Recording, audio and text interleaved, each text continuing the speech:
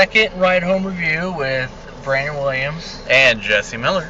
And this one, we went and saw only one movie this time. I've got one thing to say.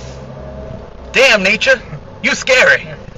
We saw Rise of the Planet of the Apes, which I wish they would have went with Rise of the Apes. Much better name. Rise Planet Apes. As Jesse calls it, Rise Planet Apes, because the of those are very tiny.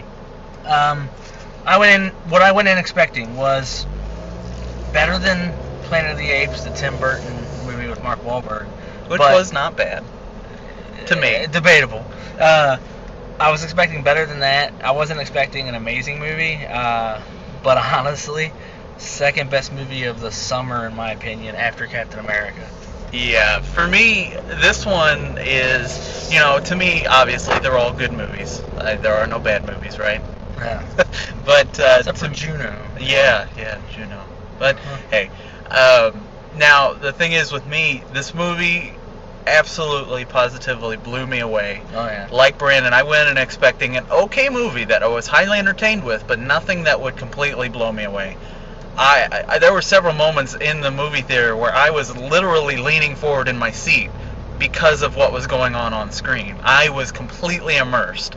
A lot of times when we go see movies, I'll lean over and say, hey, blah, blah, blah, blah, blah. It happened one time at the very beginning of the movie, and that was it. Yeah, I think I was the one who leaned over and said something to you. And I'll do that when you're bored of the movie, you kind of make jokes and everything. Or if you notice something, you'll point it out. I couldn't even turn away from it. It was so good. Yeah. It was ridiculous. Okay. So you want to talk about actors first? Or? Well, we got my boyfriend, James Franco. I always get made fun of. Him and Shia LaBeouf, I have not seen anything I don't like. Even their crappy movies I like. James Franco kind of phoning it in, being James Franco. But he's, I don't know, when he talks, it just works. Then you got Frida Pinto, I think is her name, from Slumdog Millionaire as the love interest, and she's gorgeous. Not a very big role. Matter of fact, humans are maybe, not even half of the movie is human-based, honestly, which makes it amazing. There's no words that are being conveyed between the apes, but you know what they're saying, and just, it's fantastic. Then you got Tom Felton, Draco Malfoy, and we get to see Tom Felton be a dick, because that's what he does. Beat up monkeys, then get beat up by monkeys. Then his father, the owner of the sanctuary, was played by, I don't ever remember his name. That guy. Brian something. Good actor.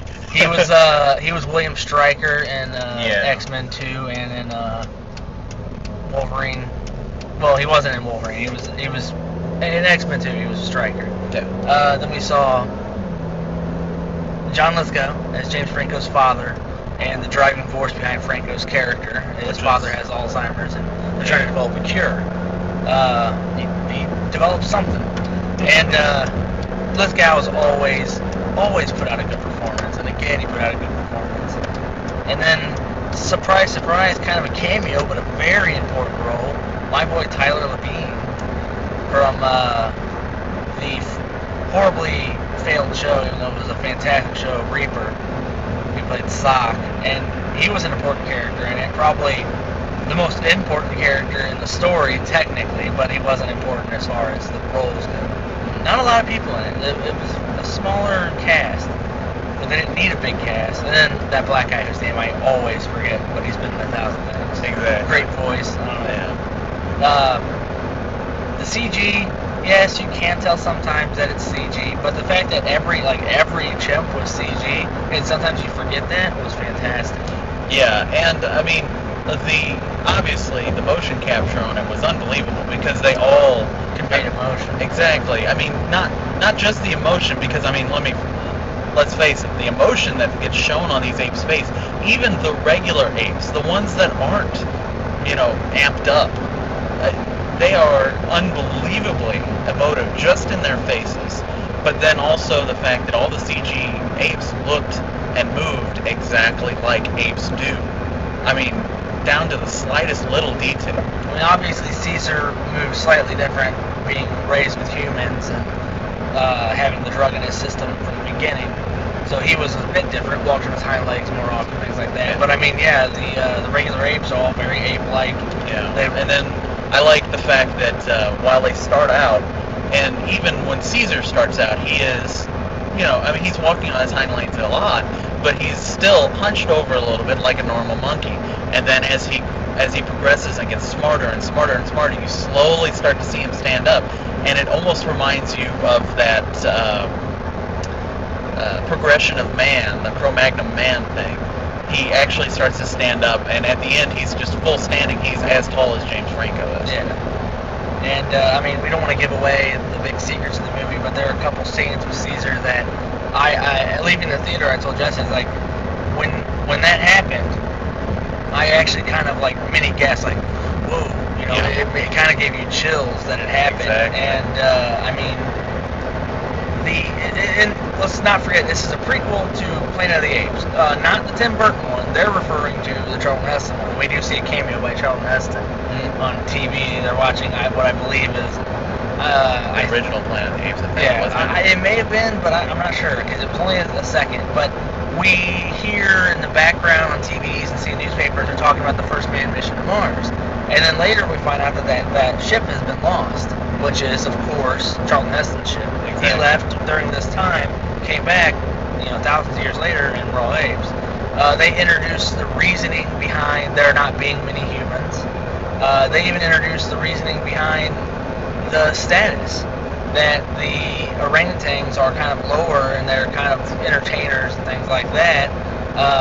The gorillas are protectors of the chimpanzees who are of higher class. We meet, as far as the apes go, Caesar's the leader of the apes, and we meet Rocket. He's another chimpanzee who's incredibly mean, but a driving force behind Caesar's opinion. We meet Buck, who is a gorilla, and then we meet the circus orangutan, which I don't think we ever, Maurice. Yeah, Maurice. And these are all these are characters you learn, and they're good characters, and they're apes, which is insane. Yeah, they don't say a single word except for Maurice can sign language. And so Caesar. Yeah, so they have a little bit of dialogue, but other than that, it's all just body language, like doing your head like this to say go over there, and they just have this understanding. But when you're watching it, you can almost tell exactly what they're trying to say to each other. And I mean, as far as Caesar goes, he is a strategical genius. Yeah. I mean, just the way that he led apes is unbelievable. It's like watching Navy SEALs in action. It was the movie was amazing. Go see it, honestly. Go see this movie. If this movie fails, I'm going to be disappointed because it was great. If it fails, it will be one of those movies with a cult following, because there are going to be people that see the same things as we do, that this movie was just unbelievable. And hopefully, what I want this to happen, I want this to launch the series again. Redo the first one right, and make it a sequel to this one, a direct sequel to this. That would be amazing, yeah. So we can see the evolution of the apes in the movie. I would like to see the evolution throughout multiple movies. Yeah, with this new direction and with the technological advances we have now, I can only imagine it be an unbelievable movie. All right, 1 out of 10, what do you give it? I'm going to give it a 9 to a 9.5. I'm giving it a solid 9. I'm giving it a 9. It's right on 9. It's really good. Problems? Do you have any problems with it? Honestly, no. I really, truly, anything that I thought may have become a problem got resolved, and I didn't see a single thing I had wrong with it. How about you? The ending, without giving anything away, basically set up the idea that a large selection of apes, which leads to my two problems. First of all, where in San Francisco are there hundreds and hundreds of apes just hanging out? That's kind of weird to me. But whatever. I'm not gonna imagine that because it's an ape sanctuary. We don't know how many can be there. There could be hundreds from all over the country there. And I understand that it passes on genetically, so that's why they grow and they grow and they grow. And once those start mating, we get more and more, and they get smarter and smarter as they go along. On top of that, the other thing that was weird to me was the ending kind of was like, yep, and they're there and it's good. But it's like, why wouldn't we attack them? Why wouldn't we just go to where they're at and attack them now? Because they're a problem. Yeah, and you would assume, however, well, I assumed anyway when I saw that they were actually, it was temporary. They were happy where they were. They were going to be left alone. Well, in the Redwoods National Park, where the Mirror Island is huge. So I mean, they could technically hide. Exactly. But you know that after all the destruction they cause, no military. No one is going to leave them alone. When at first I thought, oh also, my gosh, they're just trying to rode cause... a horse. Yeah, and that was fantastic because they ride horses in the movie.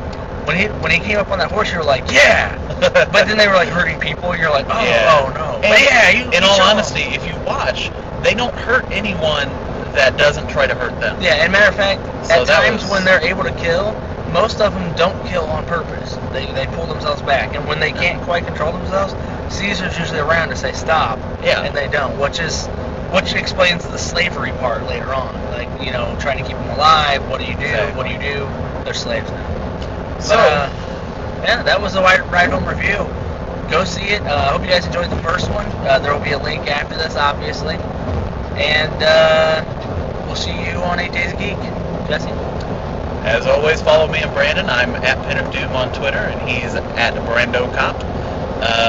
Definitely check out the site. We're going to keep doing these. So we've got pretty good feedback on the first one. Like I said, we're still sort of in beta.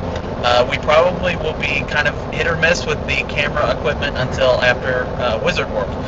That's about the time we'll start really ironing out the kinks. So join us next time, guys. See you.